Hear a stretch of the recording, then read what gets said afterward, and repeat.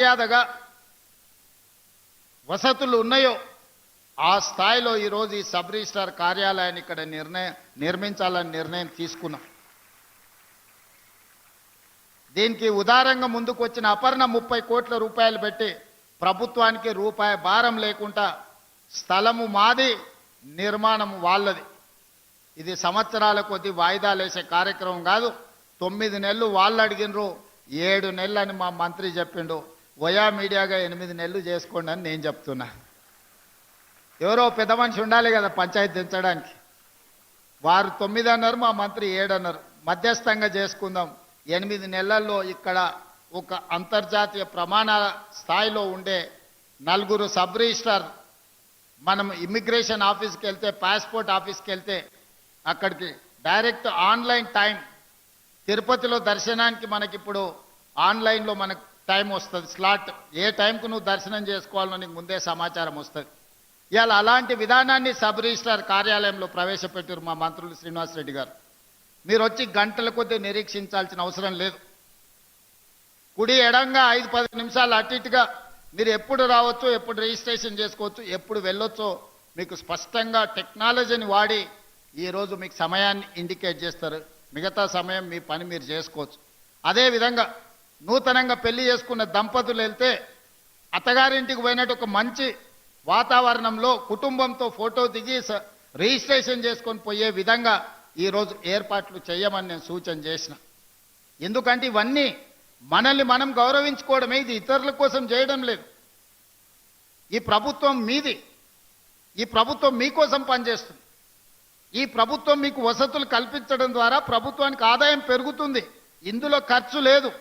శ్రీనివాస్ రెడ్డి గారు, మీరు ఏదైనా అనుకుంటారో మీకు పెట్టే ఖర్చు అయినది. ఇది మీరు ఎంత పెడితే అంత ఆదాయం వస్తుంది. ఇది చాలా మంది ఇక్కడ మీరు మంచి వసతులు కల్పిస్తే, ఫాస్ట్గా డాక్యుమెంట్ చేస్తే సంవత్సరానికి 19 లక్షల డాక్యుమెంట్లు మన సబ్ రిజిస్ట్రార్ కార్యాలయాలలో 144 సబ్ రిజిస్ట్రార్ కార్యాలయాలు ఈ రాష్ట్రంలో ఉంటే సంవత్సరానికి 19 లక్షల డాక్యుమెంట్లు చేస్తున్నాం.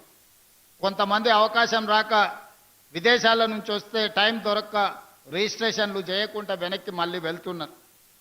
అందుకే వాళ్ళందరికీ మీరు వేగంగా రిజిస్ట్రేషన్లు చేస్తే డాక్యుమెంట్స్ పెరగడమే కాదు, రాష్ట్ర ప్రభుత్వం యొక్క ఆదాయం పెరుగుతుంది.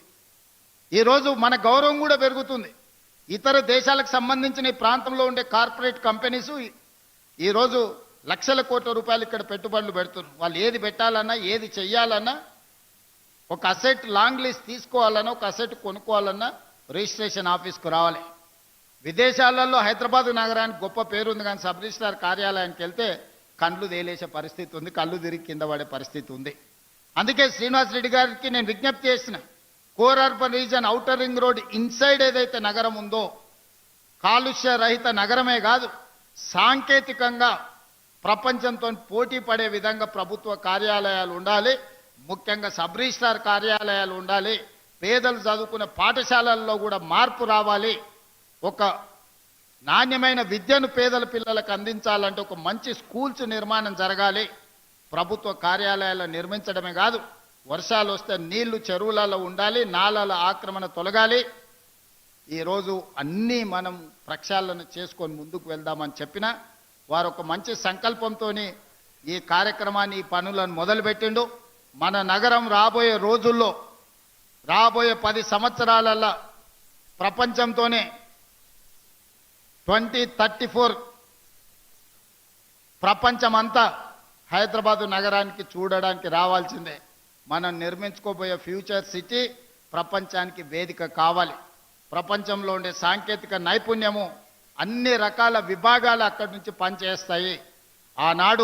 ఆనాటి ముఖ్యమంత్రులు లిమిటెడ్ విజన్తో పనిచేస్తేనే మనకి ఇంత అభివృద్ధి వచ్చింది. ఒకప్పుడు వటినాగులపల్లికి పోవాలంటే ఊరు, గంగాధర్ చెప్పాలి రోడ్డు, వాళ్ళు ఊరికి పోవాలంటే ఇట్లకెళ్ళి పోవాలంటే యూనివర్సిటీ వాళ్ళు లోపలికి కూడా రానిచ్చేది కాదు, అడవులకెళ్ళి నడుచుకుంటూ పోయినట్టు ఉండే. మరి ఇవాళ ఇదే పెద్ద నగరం అయింది, విశ్వనగరం అయింది. మనం విస్తరించుకుంటే, మనం ఈ ప్రాంతాన్ని అభివృద్ధి చేసుకుంటే మన ఆదాయం పెరుగుతుంది, మన ఉద్యోగ ఉపాధి అవకాశాలు పెరుగుతాయి. ఎవరైనా ఈ అభివృద్ధికి అడ్డుకునే వాళ్ళను అడ్డుకట్టేయాల్సిన బాధ్యత మీరే తీసుకోవాలి. ఎందుకంటే నేను పనిలో నిమగ్నమై ఉంటా. అట్లాంటి దొంగల్ని పట్టుకోవాలంటే నాకు కొంత సమయం సరిపోతలేదు. ఆ దొంగల్ని పట్టుకునే పని మీరే చేయాలి. అభివృద్ధిని అడ్డుకున్నాడు అని అంటే మనకు శత్రువే. అభివృద్ధి చేసేటప్పుడు పేదలకు ఎట్లా న్యాయం చేయాలనో సూచన చేయండి. వాళ్ళకి ఇంకా మెరుగ్గా నష్టపరిహారం ఏ విధంగా ఇవ్వాలి, లేకపోతే వాళ్ళకి మెరుగైన ఏమైనా వసతులు కల్పించాలనో కూడా వాటి సూచనలు తీసుకోవాలి. ఏది ఏమైనా శ్రీనివాసరెడ్డి గారిని అభినందిస్తూనే ఈ 39 కార్యాలయాలను 11 ఇంటిగ్రేటెడ్ సబ్ రిజిస్ట్రార్ కార్యాలయాలుగా మార్చబోతున్నాడు. జూన్ 2, 2026 నాటికి ఈ 11 ఇంటిగ్రేటెడ్ కార్యాలయాలను కంప్లీట్ చేసి తెలంగాణకు మీరు రాష్ట్ర అవతరణ దినోత్సవం లోపల ఈ 11 ఇంటిగ్రేటెడ్ కార్యాలయాలను మీరు డెడికేట్ చేయాలా. మీరు డెడికేషన్తో పూర్తి స్థాయిలో ఆ బాధ్యత తీసుకోవాలి. మీరు రాత్రి పనిచేస్తారా, పొద్దున్నే 4 గంటలకు లేచి పనిచేస్తారా, అర్ధరాత్రి 12 వరకు పనిచేస్తారా నాకు తెలియదు. ఈ 11 కార్యాలయాలను అపర్ణ లాంటి ఆలోచన ఉన్న వాళ్ళని పట్టుకొని 11 కార్యాలయాలు ప్రభుత్వానికి రూపాయి భారం లేకుండా, మా శ్రీధర్ బాబు గారికి భయం లేకుండా కార్యాలయాలు నిర్మించే బాధ్యత మీదే. ఎందుకంటే ఎంత గొప్ప కార్యాలయం నిర్మించుకుంటే వాళ్లకు పేరు వస్తుంది. రేపు పొద్దుగాలు ఇక్కడికి వచ్చే ప్రతి వాళ్ళు అపర్ణ సంస్థ ఒక మంచి కార్యాలయాన్ని ప్రభుత్వానికి నిర్మించింది అని చెప్పుకుంటారు. ఈ 11 కార్యాలయాలకు 11 మందిని మంచి స్పాన్సర్స్ని చూడండి.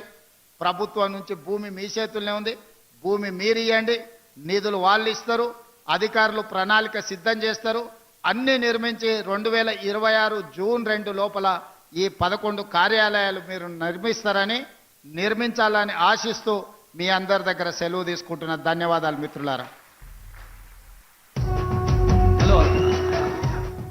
హలో